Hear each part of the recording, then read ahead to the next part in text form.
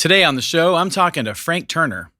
Even in a regular, normal, every year, I'd still be amazed at the output Frank has achieved this year.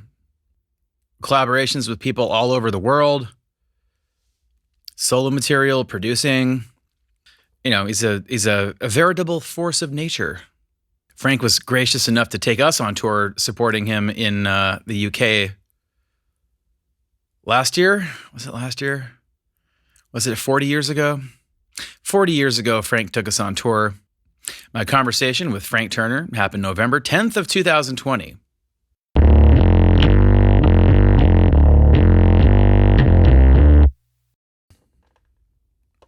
They say talking to yourself is a sign of pending mental collapse. We have been expecting you, Frank Turner. Hello, how are you? I'm doing very good. Look at you, you've got like a professional backdrop. Sort of, yeah, it's like, it's all green screen. I just loaded up with gear. I'm now recording on my phone. Hooray! Sweet. So here we are. Awesome. How are you? I'm doing really good, man. It's good to see you. It's good to hang out and talk to other musicians. Yeah, which is the thing that we usually do a fair amount, arguably too much of, as far as our better halves are concerned. But this year's been an exception to that. Yeah. This is the longest I think I've been at home in ever. Yeah. Basically ever. This is the longest amount of time my wife and I have ever spent in each other's company this year. And it turns out we got on quite well, which That's is good. It's really great. It's the acid test for the relationship if you can survive not being on tour for a year. Right, exactly. Then you're in. Yeah, and obviously, when we got together, I was a touring musician, and she understood what she was signing up for. But it's different. It's different when when that's taken away, though, and you have to just be. Oh, totally. Yeah, and I mean, I think that she, and not just her, but there are some upsides to this year in the sense that we have spent a lot more time together, and we've sort of, lived a lot of experiences together, which have been quite unifying. Should I say? It's not all bad. It's different. Exactly. It's very different, but it doesn't have to be all bad. Yeah. Are you in Arizona right now? Yes. Right now, I'm in Arizona. But my question being, what's lockdown been like for you guys? Have you had moments when you're literally not allowed to leave the house? No, I've never been literally trapped in my house. Yeah, we had that for a good 3-4 months where you were allowed to leave the house once a day, and for essentials. 30 minutes for sunlight. Yeah, if there is sunlight, if there's sunlight in London. Yeah, well, we're in England, quite. Yeah. So, although it was crazy because there was a period of time when it was the greatest weather we'd ever seen ever, and everyone was trapped in their houses. And I know how that drives you guys crazy when that goes down. Yeah, we have to go outside and take all our clothes off and pretend that we live in Arizona. Most of the way housing is here, it's very spread out.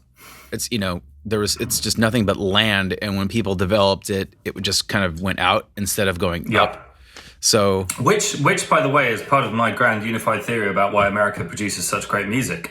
This is going somewhere relevant, which is that it's possible to rehearse in your house. In most, even people who are not particularly wealthy, can quite often have a garage band or have a band in the back room or whatever, in a way that just if you grow up in London, and unless you're insanely rich, you just can't have a band in your house in London. It's just not a thing.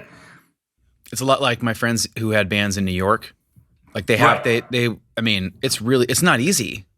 You'd have to get a space that was probably, you have to pay for a rehearsal space or whatever, right? Yeah, it's a serious commitment, and you can't just I agree with you. There's a lot. It's a lot easier to suck here, but you have to suck. You have to suck for a bit, because at some point you get beyond sucking. The magic moment where it crosses up, but you're not going to have that opportunity unless you have unless you can make some noise freely with different people often, and it's not so easy. Yeah, the first band that I ever played in, I was 11 years old, and my mate Chris, who lived in the next town over, happened to have some forgiving neighbours. So Saturday, middle of the day, we were kids, and we played Highway to Hell by AC/DC badly, that's over rad. and over again. We did that, and actually then, I'm sure that this is a thing for you as well. Is it your birthday today, by the way? It is. Happy birthday. Oh, thanks, Frank. See, this is sort of like, I mean, I'm usually on tour for my birthday, so this is kind of like, normal somewhat. Talking to a musician. But yeah, so, Nirvana came along. And the thing about Nirvana for me was it's a punk rock moment. It's that moment where, I was into Metallica and Pantera and stuff. And you can't, if you're like 12 and you've got shitty equipment that you got from the catalog store or whatever, you can't make noise like that. Even if you could physically play it, it's not going to sound like Master of Puppets, you know what I mean? Yeah. Whereas, and then you heard In Utero and it was like, oh, I can play those chords and I can make that kind of sound. And it's really kind of liberating. And it's that moment when you realize that the idea of punk, anyone can do it. But the reason I think of this is that one of the other songs we used to play over and over again when I was 12 in my friend's bedroom, after a while we picked up on the song Rape Me by Nirvana, which was the one song that his mum called time on, because it was a bunch of 12-year-olds. Bunch of 12-year-old kids screaming "rape me" into a microphone over and over and over again on a Saturday afternoon apparently was beyond the pale.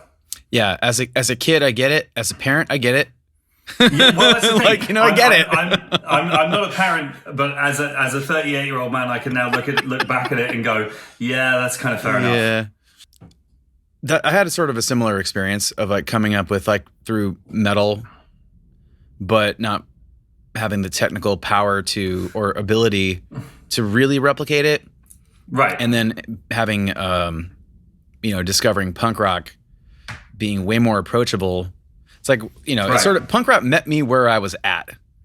And then I could kind of continue to play and maybe get better and then maybe take on some of the more technically difficult kind of things as I got just better at playing. I think you need those things that just kind of keep you going because it's all about having fun. Right, exactly, and it's the right way to put it. It's the barriers to entry thing. The barriers to entry on kind of like metal, particularly technical metal, are so high that you either have to be a prodigy in the first place, which some people are, and good for them, or you need to lock yourself away and sort of practice in this way that's insanely antisocial. And I did do that for a while, but it's that thing of just and hearing Nirvana, particularly In Utero, because it was so raw, the production on it was just I can play these songs. And what that did for me was it put the focus on why is this amazing and we suck. And the answer is songwriting, right? Is because it's, it wasn't oh, cool, we're Nirvana now. We obviously weren't Nirvana now. And the answer is well, why are they so great? And we're just a bunch of 12-year-old dorks with Strat copies and 30-watt amps. Right. It's a lot like, when kids, it's a musical analogy of when kids are trying to parent themselves. There's that, especially in the teenage years where you're trying to take, you don't even understand why you're doing it. I mean, I have basically 3 teenagers, so that's why I'm thinking about this. But so you don't even understand why you feel these things, but you feel these things, and you have to take on more responsibility. You're trying to have more independence, and it's sort of a battle of what you are actually physically or mentally and emotionally able to handle. And of course you go too far and end up in trouble. Yeah, but there's that, it's sort of like the musicianship equivalent of that. And I was there too. We'd be trying to take on these really intense kind of technical metal things, but we didn't understand, our version of it, of what we thought was tricky, wacky timings or different riffs or whatever, but it sucked. It sucked. Well, but you have to you're trying to take on more than you can handle, and you do have to do that. You have to get a little bit of that, or you're not going to get better. Yeah, exactly. But it still sucks. It reminds me of a long conversation I had with my mum over and over again when I was growing up, because I was really involved in the straight edge hardcore scene and sick of it all and all that kind of business. And there was a scene in London, the UKHC scene. I have the tattoo up here somewhere. There it is. I loved it. And my mum was full of fear because it was completely outside of her sphere of reference. My mum barely knows who the Beatles are. Do you know what I mean? So she was what the fuck is this? And she didn't say fuck. But the thing that I thought kind of nebulously at the time, and that I think more strongly as a grown up, is that one of the great things about specifically that hardcore scene, but any kind of youth scene, is it's kind of like like preschool for real life. Do you know what I mean? It was like within the confines of quote unquote the scene, there were safety barriers, there were walls around it. It was like you had stabilizers on your bike and you could go in and you could get into political arguments and you could try putting on a show and then it would be a disaster. Or you could put out a zine, which I did, and anybody who owns a copy of that zine will die in mysterious circumstances in the next 5 years.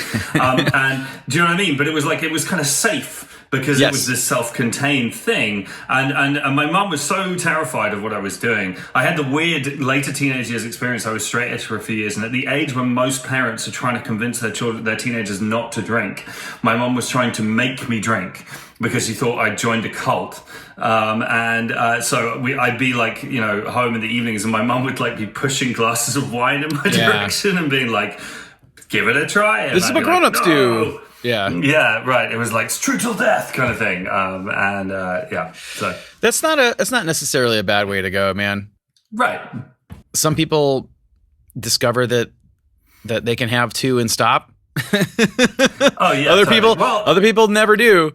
And I think it's not necessarily the worst thing to hold off until you have some level of actual maturity to make that decision for yourself. Absolutely. When you're supposed to try drinking. As opposed to 14-year-olds passing out.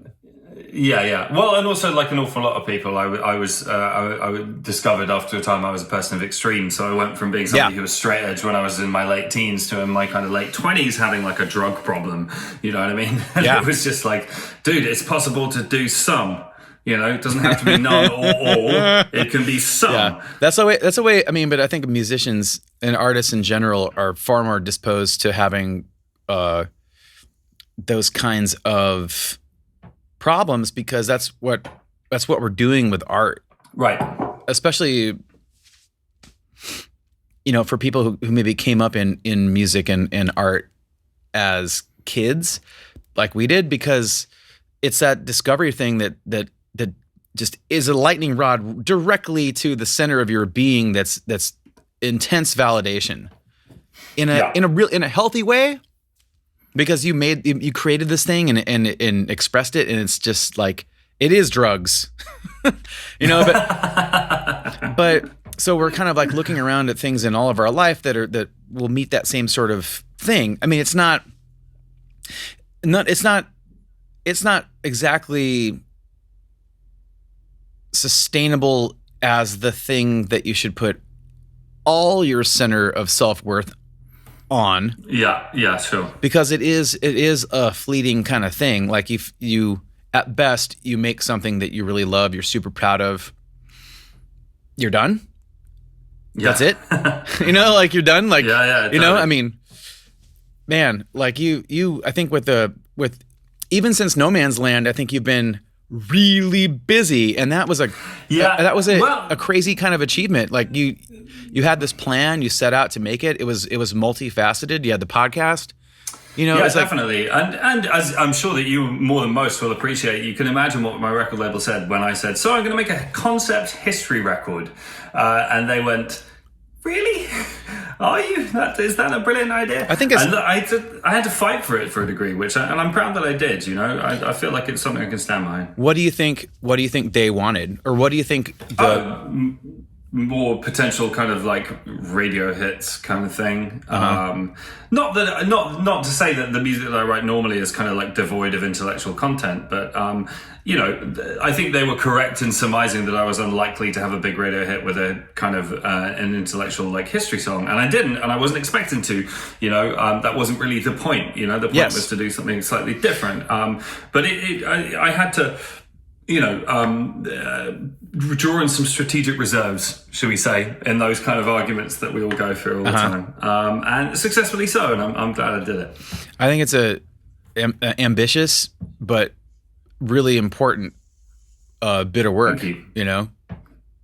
Like Thank you. And on a lot of levels, and also like for like a career. Like if you're just chasing radio hits, and in best case, you're successful at that, your career is only as good as your last radio hit charted. That's it. Like course. That's all you got. No, completely. And in a move like doing something like this, where it's like a more intellectual, more socially conscious, more just deeper project all around, and a multifaceted project all around. That's just like, no, you're not going to maybe, race up the charts, but you're going to make lifelong fans out of that. And you're going to win over people you would never have won over with that. Yeah. I think one of the things with that, and I'm sure again that you and I can talk about this with a degree of familiarity, is that like what the starting motivation for making that record, actually, it wasn't like I'm going to make a history record or a record about women's history or whatever. It was like I always write about myself. Right, and about my feelings and my experiences and the rest of it. I write in a confessional style. I think that's a thing that comes from a lot of the music that I love and that I grew up with, and it's totally fine. There's nothing wrong with it. And indeed, I'm working on new songs at the minute, and they will return to that style. But it was just like, for a minute, maybe I'm not the most interesting thing to write about. Maybe it would be cool to write about other things and other people and other experiences and other events and all the rest of it, and to go down that road. And that's where the process began. And it was really, as a writer, it was a really awesome kind of like palette cleanser almost, I want to say. Do you know what I mean? It was like to not just be sitting there thinking like, what's happened to me recently that I can put into a song or whatever, however you do it. It was like, cool.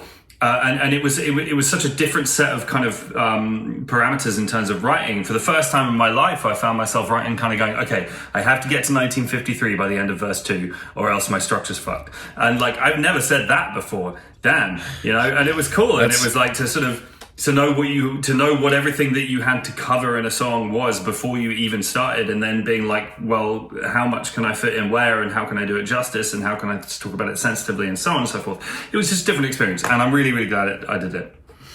I got a lot of questions about that. Like, first off, the main thing, the main idea of such a defined prompt to work around. Like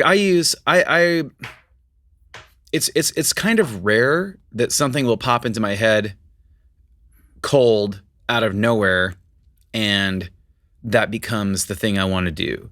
Most of the time, I start off with the thing that does pop into my head is like a very general sort of prompt, or I'll construct one for myself just as a challenge, and from that, I'll start asking myself questions about that.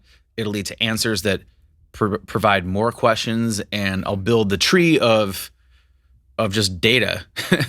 And then depending on how I feel, I'll pick my route on how I want to fall out of the tree. Sure. Yeah. But to intentionally set that prompt for yourself, did it start out like, do you do that kind of thing often? Do you say like, or is it pretty much just, what do I feel right now? It's generally speaking, I mean, for me, like, as you and I both know, like, talking about songwriting can be quite difficult at times because it's a very nebulous process in a lot of ways. And I don't have like a technique that I follow every time or whatever, you know what I mean? Like, it's just kind of, sometimes it goes one way, sometimes it goes another. But more often than not, I get a feeling that wouldn't it be cool if there was a song that sounded sort of like that? Yes. And that is very nebulous, or felt like that, you know what I mean? And then you work towards it incrementally. A lot of the time I work with kind of snippets, as in like I have a pile of kind of musical ideas that I like, which might be a top line melody, it might be a chord sequence, it might just be a turnaround, from one chord to another that I like. And then over here I have lyrical ideas, which again can be anything from 3 stanzas all the way down to just 2 words which sound cool when they're next to each other, and in a way you sort of, it's almost like it's like being in a junkyard. You sit there with these 2 piles of material and you grab one and then you do that, and you make then you make the junkyard robot that's going to save the world out of it. Exactly, yeah. And so, I guess the process is more kind of emergent, should we say? Do you know what I mean? Yeah. It's like, and often, I don't know about you, I have some songs kind of arrive, get written and are finished in a short period of time. I mean, on occasion it's been a day, quite often it'll be a week or something like that. But then there's some stuff which takes years to filter through, and often goes in very, very different directions from where I originally thought it was going to be. And one of my most interesting things for me is when sometimes it ends up jettisoning some of the original components. Oh yeah. In the long run. So I had this riff that I love, that I wrote like 7 years ago in a sound check in Aberdeen, and I think of it as the Aberdeen riff, right? And it's kind of began a song that ended up becoming a song called Silent Key, and by the end of it had completely ditched the riff and moved miles away from it, and I was like, okay. So, and then I started it, and it kind of grew into a different song. It became something else as well, and it again completely jettisoned it. And it's like, maybe this is just this like germination point for me forever, and I'll never actually get it in a song. Right. Yeah, I have that same thing going on with a lot of my material. The interesting thing I think I'm chasing is sometimes exactly what's holding me back from completing whatever it is I'm trying to tell myself by the process. Right. Yes. That happens all the time. And I'm getting a little bit better at picking that out. You know, like I have the thing I think is really interesting, because you got to have a direction, whether you can identify it or verbalize it, maybe not, but you have a direction. You're just kind of chasing it. And when you start to piece together maybe what really is happening, you of course you're going to lean into that because you think that's where you're telling yourself you're going. But you can't. You still have to be open that maybe that's not where you're going to end up. Right, and that can be the difference. That can be the difference from completing a song or having something that sits on the shelf for 5 years. Right, and I was going to say you've got to allow yourself the possibility of surprising yourself. You know, something that I find really useful sometimes if I'm stuck is I can't quite decide whether the word for this is improvisation or like automatic writing or whatever it is. But it's like if I've got 3/4 of a song, sometimes it's just like you just pick up a guitar and you play it as if the song was finished, and just don't let yourself stop at the bit where you've run out of stuff, and just keep going and see what happens. And sometimes, once in a blue moon, you play something or you say something that surprises yourself. You're like, oh shit, oh wow, I didn't see that coming, and then that might even then retrospectively come to dominate the rest of the song. You never know. Yes. Ways to basically let go of the self-judgment and the self-awareness and just feel what's happening and see what happens. Right, exactly. If you're just on this side of being present with it, you're not going to be able to let go. Right. Yeah, and you put too much pressure on yourself. I have a song called I Knew Proof Rock Before We Got Famous, and like the last line of it's become one of the more tattooed lyrics that I've written in my life, should we say. And it's hilarious to me because I got to that point in writing the song and just didn't have the closing line, and I spent so long kind of going, it's got to be the most profound thing in the song. Whatever I say, it's got to be my grand statement. You know, I've got to make sure that it's as heavy as it could be. And in doing all of that shit, just completely fucked myself. And then just kind of went, the only thing left to is like, fuck it, we'll shove that in there and then carry on. And then it turned out that was exactly what was required, but I that was me giving up almost to that point. You know what I mean? Yeah. There's a lot of giving up. There's a lot of surrender that comes with the process, and I think it is important sometimes when you're having that internal debate on whether or not you jettison something that you really like for the sake of where the song might be going. You got to remember that piece you're jettisoning can always be used later, or can always be fleshed out and developed into a thing. Nothing's really gone forever. That cool part that you're trying to so desperately to hold on to and make work in the song that's just not working, that might be the thing you need to let go of and save for another day. You put it back in the pile in the junkyard, right? Yeah. One of the things that actually, and this is a more collective comment about arrangement more than writing, let's say, but with the guys in my band, a lesson that we all kind of maybe not learned, but figured out that we should learn quite a long time ago is, we call it let the song win the argument. Right. And it's like, let the song win. It's not, and quite a lot of the time that's about somebody's trying to put in like a super complicated fill or part or whatever. And it's kind of like, you know, an ego becomes invested in it. Do you know what I mean? Someone's like, well, I want to play this to show that I can, kind of thing. And it's like, if the song doesn't need it, then don't put it in there, you know. And there's songs on Be More Kind where I don't really play the guitar because it was like, it doesn't really need another guitar part.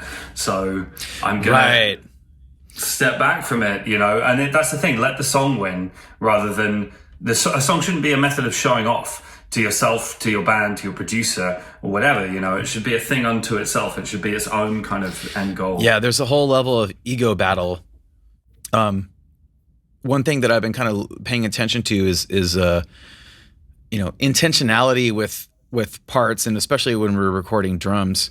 Like there'll be things that everybody does that you don't even necessarily think, you're not conscious that you're doing. Like when you're going out of a part and into something else that might be quieter, does it really need a crash there? Or is that just something that you do and you don't even realize you're doing? Like, Zach and I would have conversations about like that. You know what?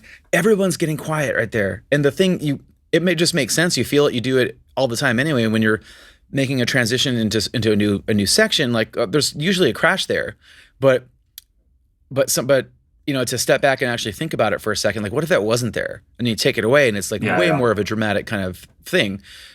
Yeah. But when you're in it and you're just going, it's so hard to step back and kind of see it that way.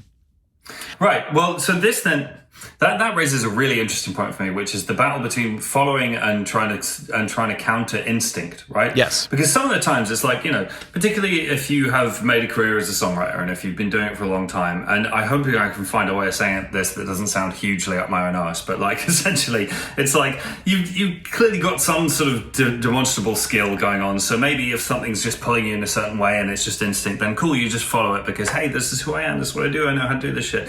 And sometimes that is the right thing to do and you end up with something cool. But the really interesting shit can come when you do the opposite of what your instinct is telling you to do, or at the very least try and fight it a little bit. Do you know what I mean? Where, again, I have a song called "I Am Disappeared" and the chorus gets quiet, and I wrote the first verse of that song and had just the first verse for so long, and I knew it was so good, and it was just like, the chorus gets louder. That's what choruses do. The chorus has to get louder. When it gets to the chorus, it has to go whoop and get louder. And it took me like a fucking year to figure out that maybe the solution was the chorus to get quieter. And then the minute I did that, I had a path forward and then managed to finish the rest of the song. But it was just such a battle to fight that instinct of course choruses get louder. That's what a chorus is. It's the loud bit. That battle is kind of what this whole project I'm doing here is about.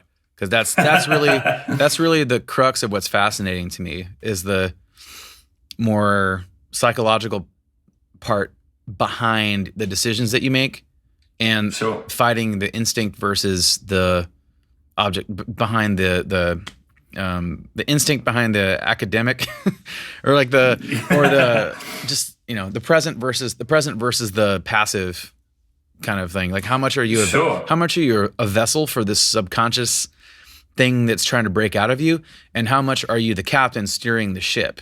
There's a really fine balance.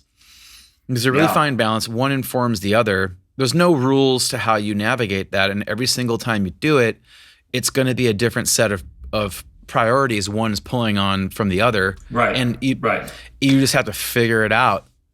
Right. And maybe the real skill is learning how to ride those two competing like pressures, do you know what I mean? Yes. Because that's the thing, it's like, particularly if you start thinking about music in terms of kind of like the jazz greats or whatever, it's all instinct, do you know what I mean? It's just people being brilliant musicians and just going bleh, and it's brilliant. And I'm not saying I'm a jazz great, for God's sake, I can't play jazz, but like, it's like, that is that thing. Sometimes it is the right thing to do to let the instinct govern the decision-making process, but sometimes that means that you write the same song that you wrote 5 years ago again, because everybody has worn paths of things that they like to do as a player, like you were saying, but also as a songwriter as well. You tend to go in certain directions and have certain kind of narrative arcs or whatever. And I think about this a lot, and the fact that I've put out 8 records now, and it's like with every record I do, I feel like I have to justify why the fuck anyone should give a shit about Frank Turner's 9th record.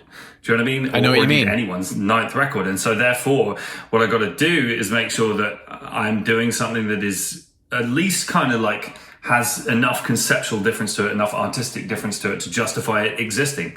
Because, at the end of the day, everyone can go and listen to album 6 and album 5 and album 3 and whatever the fuck else. And it's just like, I have to push myself into places I haven't been before. I stay awake at night thinking about that. Part of that I'm able to let go of, just because it is about 3 years between our albums, and just the nature of how you're going to change as a person in that time means that you're going to present something different. I hope you're a different person in 3 years. Like, what are you doing living if you're not a different person 6 months from now? Like, you're kind of missing the point of it all. Yeah. But I couldn't agree more strongly with that statement. It blows my mind. I mean, there's a weird conservatism in music fans, by which I mean, and I get it, and I'm guilty of it myself in places, but like you fall in love with a band, and you're like, I want them to stay exactly like that forever, and if they change, I'm going to be angry. And it's kind of like, but dude, I wrote that song like 18 years ago, and if I was the same person 18 years later, that'd make me a moron. You know what I mean? It's like, of course I'm not the same person I was when I was like 20. I think that's more about them than it is you. It's not. Yeah. Hey, dude, your early punk stuff was better. Hey, man, that's on you. Yeah, no, it's that's a great way of thinking about it. It is though, because I mean, think about your experience with records like that were important. It's your experience that was important, not necessarily it. Like if you go back and listen to a record, if you think about records that were important to you when you were like 12 or 14, and you went back and listened to them now, I mean, I think probably it would be maybe a 40% that they would hold up compared to what you're listening to now. Like just, on a technical level, on what you know about songs, on your tastes now. And what's important to it is it's like a tattoo. It's like the brand of your life in that moment. I don't have any tattoos, so maybe I'm talking on my ass on this. But that's exactly the way to think about it. It's important. Yeah. Why did you choose to take this in and make it yours?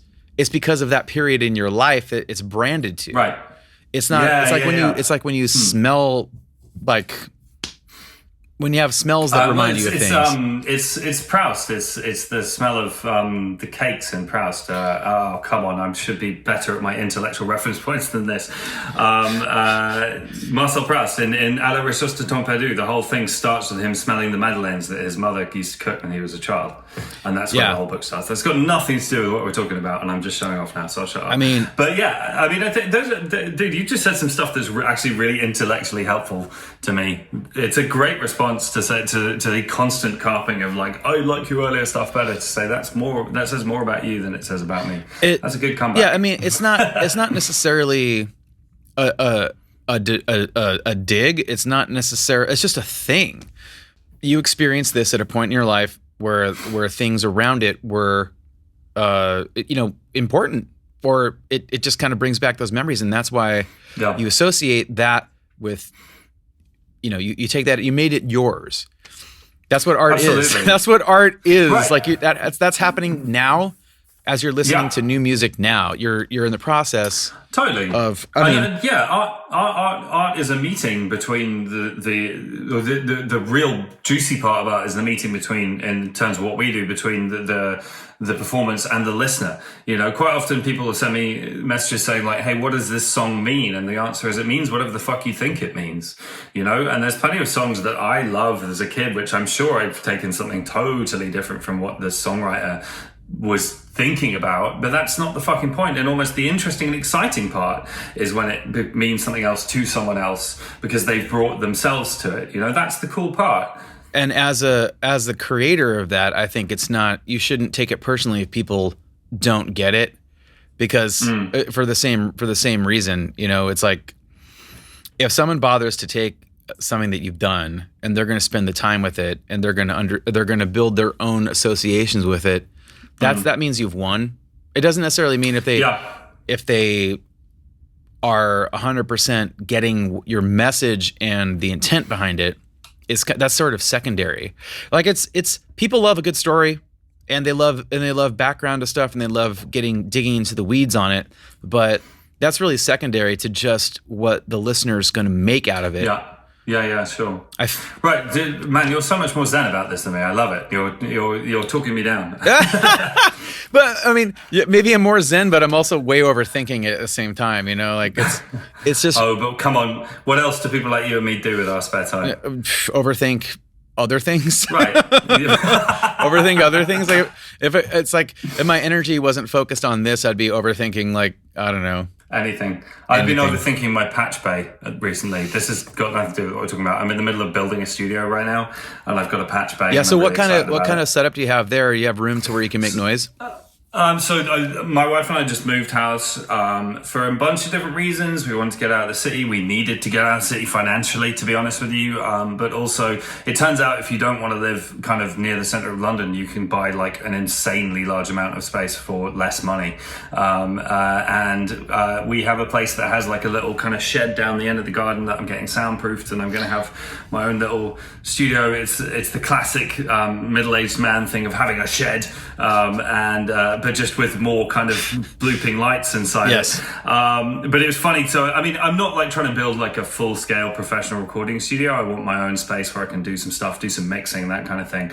But I'm going nerdy on this because I know they appreciate it. I spent ages trying to justify a patch bay because I think patch bays are sexy and just really exciting. For a long time, I was like, I don't think I'm building to the level where it's going to make sense to have a patch bay. But then I figured out a way I could justify it the other day, and now I've got one. I've had a patch bay for a while in some forms. Like right now, I got like the TT cabling, and it's got DB25 in-outs in the back. I think the proliferation of that kind of thing makes it really easy. But before I had like this Hosa setup that was like 1/4-inch patch cables, and it was crappy, but like it makes a big difference. Like, so what you would like plug mics into like the mic preamp and then run that into something else and then run that into your interface, or like occasionally you decide like what mic preamp you want to use and you'd plug the XLR into that instead of like into a mini Snake or whatever, and then routing it. Yeah. Is that how you do it? Yeah. Well, I mean, essentially, this is the thing. I've got a whole bunch of different mic pre's and inputs and stuff, and I'm figuring it out. I did. Do you know Butch Walker? You familiar with Butch? Or a little. I mean, we're acquaintances. Yeah. Okay. I've never like. I made a record with him a few years ago. He's an absolute fucking darling. I love him to pieces. Yeah, he's great.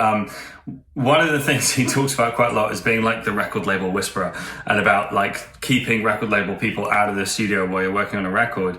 And one of the tricks he kept talking about, which I just thought was hilarious, is he has a patch bay in the studio that's not connected to anything at all.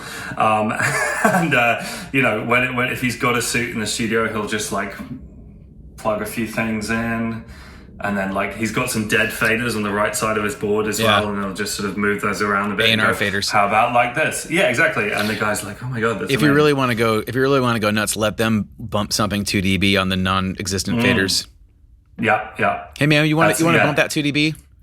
How the vocals sound now? Oh, so much better. Yeah.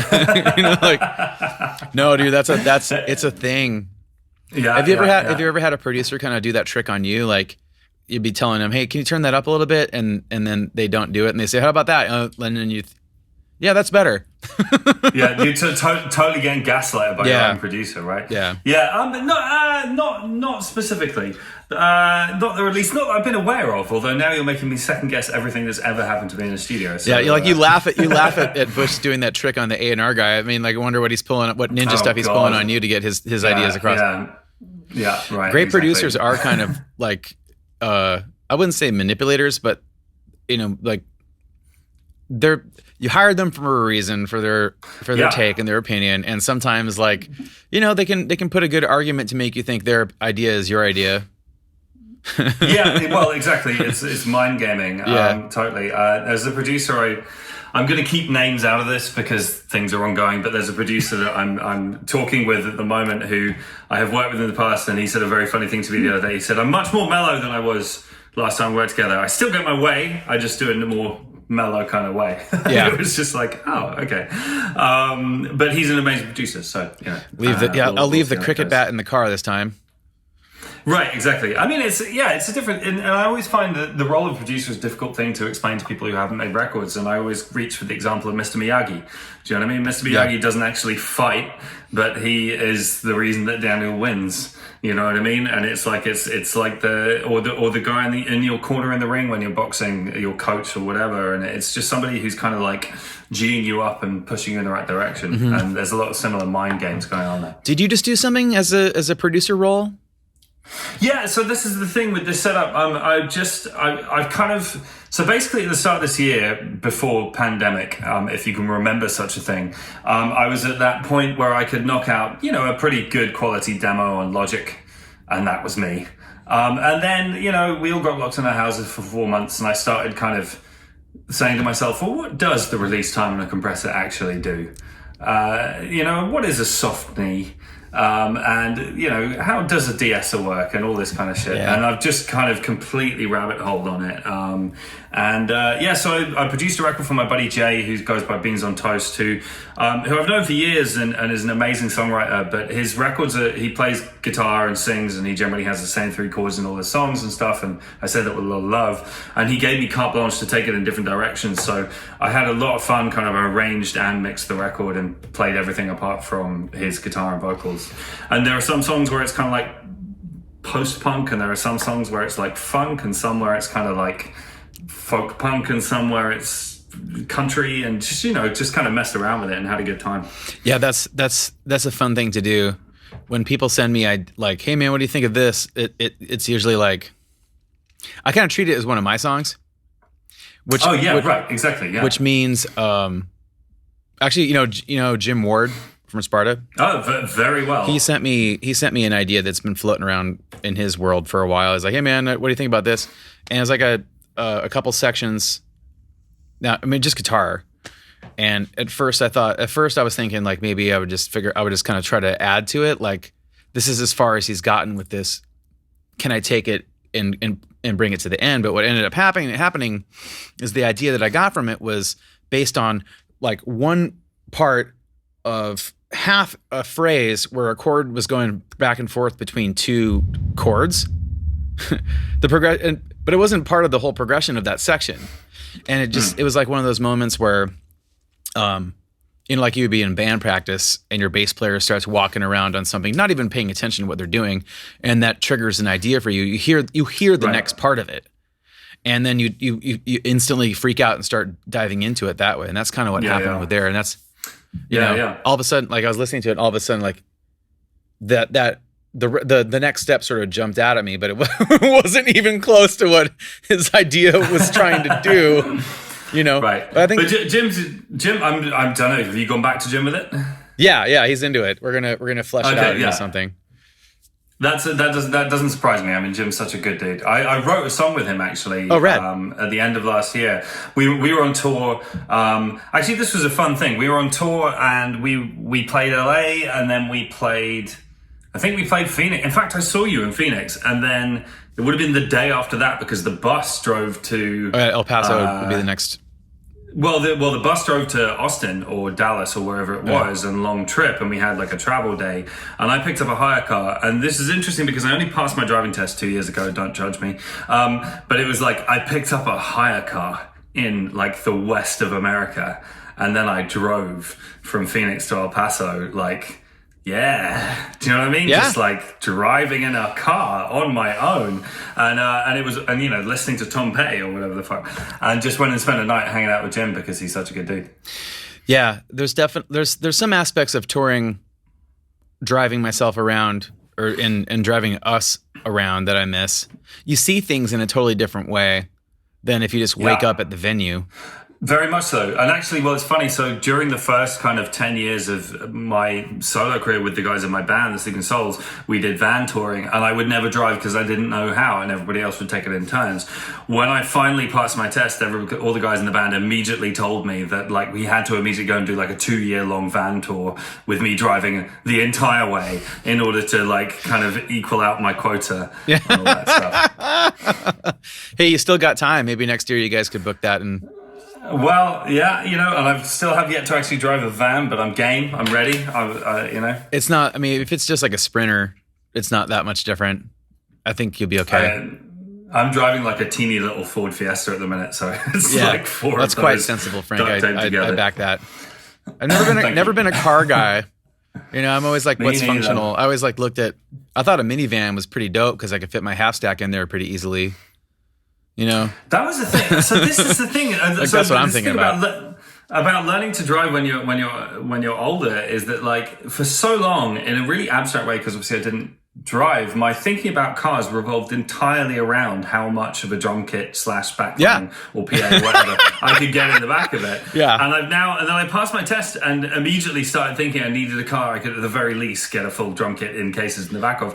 And my wife was just like, when are you ever going to do that? Do you know what I mean? Like, you have like a crew and you have like a fucking, my bass player owns a bus company, all this shit. And it's just like, you're never going to need to drive a fucking drum kit around. What are you talking about? Well, you know, there's like, do you ever do like wacky lower key gigs somewhere that involve putting a drum set in your car? No. Never? I mean, you know, did you ever? I do low key gigs, but it's generally just me and my guitar. Like, I don't know. Like, there's a part of me that thinks like, what if I want to put together a thing that we do just like a cover of an album at the local club? Yeah, sure. I mean, I feel like I should do that kind of shit more often. Did you feel like you had that sort of connection, like living in London, that like you knew promoters and they were friends of yours, and if you wanted to put something together, you could just do whatever you wanted whenever, like? Yeah, I mean, I mean, at the risk of sounding hubristic here, I feel like I had that in a lot of the UK. I've been doing this for long enough now that most kind of promoters around the country are people that I know and have worked with for years and years and years. And like, you know, it's funny enough, my tour manager and I, and we've been working together for a very long time, had a realization the other day. We showed up at a venue and both of us actually knew the venue better than any of the local crew because we've been going there way longer than them, because they're all guys in their like early 20s or whatever. And it's just like, oh, I played here in 2002. And they're kind of like, I wasn't born then. you know what I mean? But that was that was a cool moment of like graduation almost, you know what I mean? To just sort of be able to look around and be like, yeah, I know this place pretty well, actually. I do know where the dressing room is. Do you need me to Nope. I got it. Except they've changed the fucking Wi-Fi code again. Yeah. I miss that. Oh my god! I miss that, dude. Like, I was so listen. I was going to say, so over the summer I did a handful of gigs, like they were like socially distanced and all this. Yeah, kind of thing. I saw that. One of the ones I did was like it was kind of like the government pilot. I mean, the government said someone needs to do like a officially approved pilot show, and we'll tell you what all the rules are. And a friend of mine runs a venue, and he called me, and we put the show together and did it. You know, and it was sort of a test for all these new regulations and blah blah blah. Uh-huh. And you know, it was what it was. I mean, it was. The show worked. People had a good time. The money didn't make any sense. You know. Anyway, the thing that I remember from that day though is I arrived at the venue, and this was in July. So you know, March, April, May, June. Sort of 4 or 5 months after the world stopped. Uh-huh. And I walked into the venue, and I nearly started crying because it was just a venue. There was a dude sweeping up plastic cups, and then I went on a loading ramp onto the stage and said hi to the monitor guy.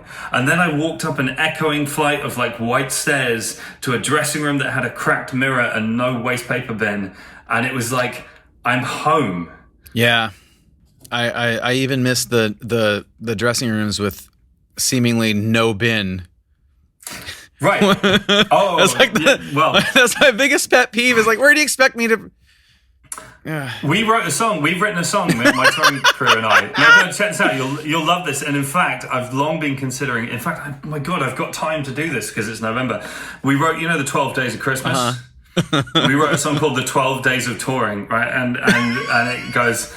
I'm going to sing this to you on a Zoom call. It goes, on the first day of touring, the venue gave to me a dressing room without a bin. And then it sort of goes up all the stuff. That's the most oft repeat refrain is the no bin. Right. But exactly. Every time a dressing room without a bin. But it's like 2 useless loaders, 3 broken monitors, 4 broken mic stands. And then for the 5 golden rings, then you have bread, ham and cheese. And you get up, and then right at the top of it, you have like 11 paying punters, 12 on the guest list.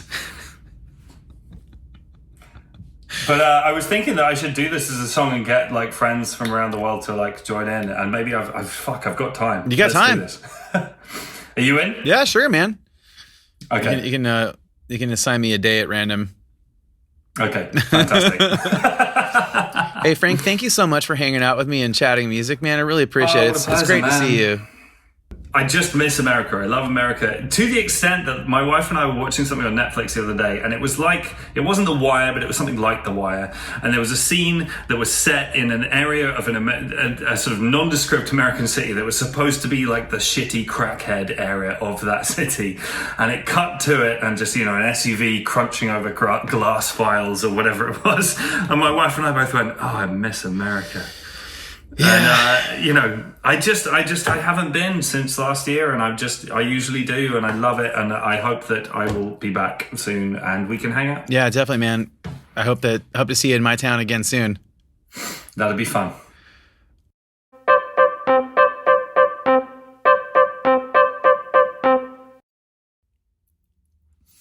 I miss America too.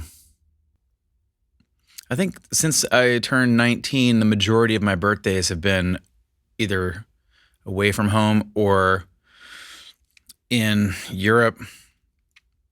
Spent a lot of birthdays in Germany and spent a lot of birthdays in the UK. I don't miss driving down alleys, breaking crack vial glasses with our band van, though. Although, I say that, but then I really do. I really do miss it. Sorry I missed last week. We're gearing up to do something really special with the band soon, and that's taking up a little bit more of my time than I expected. Or actually, the podcast takes up a lot more of my time than I expected. So I'm dealing with that, juggling things around. There might be a couple of weeks where it's intermittent, but I do plan on doing this as frequently as I can. I'm shooting for every Thursday to continue putting out episodes, and there's every reason to believe I'll have one next week. We'll see what happens.